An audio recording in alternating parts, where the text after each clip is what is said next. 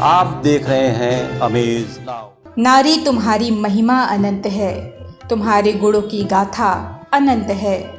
तुम्हारी समाज सेवा से जगत को मिलता है नया जीवन। नारी तुम्हारी महिमा अनंत है।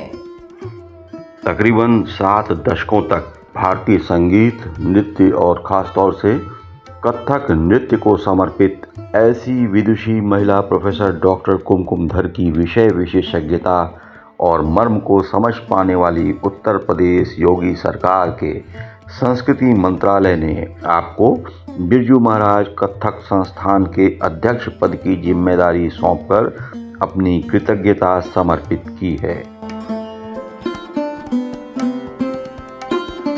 जिससे कथक कला के स्वप्निल भविष्य को पंख लगने वाले हैं।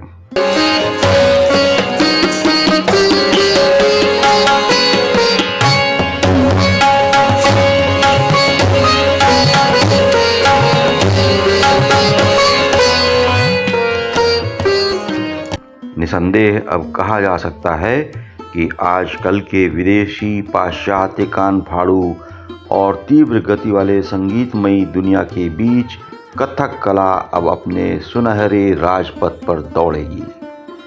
संस्कृति मंत्री राजवीर सिंह और मंत्रालय सचिव मुकेश मेश्राम द्वारा प्रोफेसर कुमकुम धर की बिरजू महाराज कथक संस्थान के अध्यक्ष पद पर ताजपोशी की गई। पेश है इस मौके पर उनसे बातचीत के कुछ खास अंश।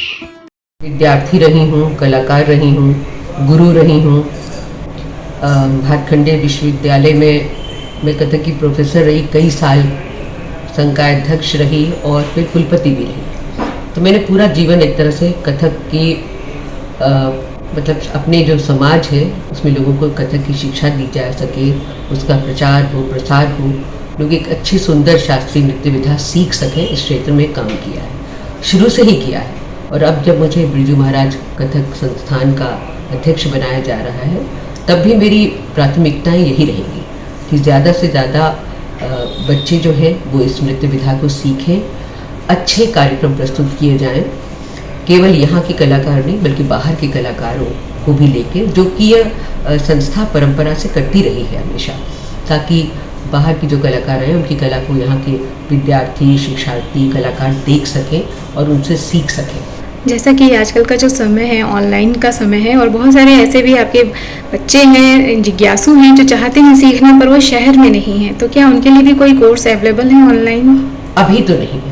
कोविड के समय ये व्यवस्था लोगों ने की थी, बहुत ही संस्थानों में लगी थी, लेकिन मैं समझती हूँ कि इस ऐसी जो विद्या है जहाँ तक हो सके, इसे कहते ही है सीना बसीना तालीम, मतलब गुरु के सामने बैठ के सीखना, तो प्रैक्टिकल आर्ट है, इसलिए बेहतर यही होगा कि शिक्षार्थी यहाँ पे आके सीखें। रोजगार के सृजन में क्या आप इस दिशा में क्या कार्य करना चाहेंगे?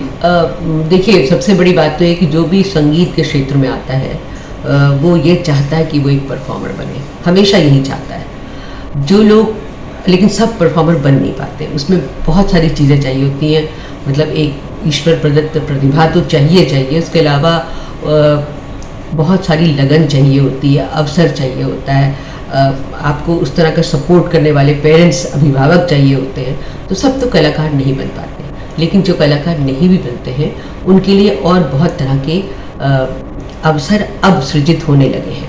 जैसे कि ज़्यादातर लोग शिक्षक बनते हैं या लोग ट्यूशन्स देते हैं। बहुत सारे विद्यार्थी ऐसे हैं जो सीखने के बाद, मेरे अपने विद्यार्थी ऐसे बहुत हैं जो कि विभिन्न जो म्यूज़िक इंस्टीट्यूट हैं उनमें तालीम दे रहे हैं या ट्यूशन्स दे रहे हैं। दूसरा है कि अगर कोई इसके विषय में मीडिया में काम करना चाहे, पत्रकार, सांस्कृतिक पत्रकारिता को लेना चाहे, तो वो भी लोग करते हैं, जैसे कि आप ये काम कर रहे हैं, है ना। इसके अलावा इवेंट मैनेजमेंट करने का भी आजकल एक सिस्टम है, तो अगर आप ट्रेंड होते हैं किसी विधा में तो उस इवेंट को आप बेहतर, खासतौर से सांस्कृतिक कार्यक्रम में आप कर सकते हैं। जो संगीत गायन के या वादन के विद्यार्थी हैं वो रिकॉर्डिंग्स में काम करते हैं, स्टूडियो रिकॉर्डिंग्स, जिंगल बनाना, मतलब बहुत सारे लोग हॉलीवुड, बॉलीवुड इंडस्ट्रीज में भी काम करते हैं ये सारे काम। तो इस तरह से रोजगार सृजन के और बहुत सारे अवसर हैं, अगर आदमी इसमें लगा रहे, शिक्षार्थी, और उसे सीखे और वो ज्ञान, टैलेंट प्राप्त करे, तो वो आगे काम कर सकता है। मैम देखा जाए मतलब सुनने में ऐसा आ रहा है कि भवन अपना कोई नहीं है, तो इस विषय में आप क्या कहना चाहेंगे? नहीं, ऐसा है कि अभी हम जिसमें काम कर रहे हैं वो संस्कृति विभाग का ही भवन है और पिछले कई दशकों से यहाँ पे काम हो रहा है। लेकिन इसके अलावा एक बहुत अच्छा बड़ा भवन गोमती नगर एक्सटेंशन में बनना शुरू हो चुका है, तो हम ये उम्मीद करेंगे कि कभी उसमें शायद हॉस्टल्स सबकी व्यवस्था भी है, ऐसी बड़ा भवन वो कार्य प्रगति पर है और बनेगा तो अच्छा होगा। लेकिन फिलहाल हम लोग इसमें काम करें और यहाँ पर्याप्त हमारे पास स्पेस है, सुविधा है, क्योंकि संस्कृति विभाग की ही एक इकाई है, ये एक स्वायत्त शासी संस्थान है, इसलिए हमें काम करने में यहाँ कोई परेशानी नहीं। कोई चुनौतियाँ, कोई ऐसे चैलेंजेस नहीं है? अभी तो मेरे सामने बस ये है कि ज़्यादा से ज़्यादा विद्यार्थी आएँ और तालीम प्राप्त करें, ऐसी अभी कोई परेशानी मुझे नज़र नहीं आई है।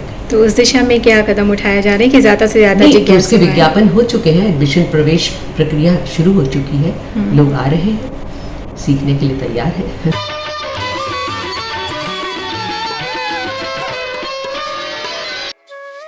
बने रहिए अमेज नाउ के साथ।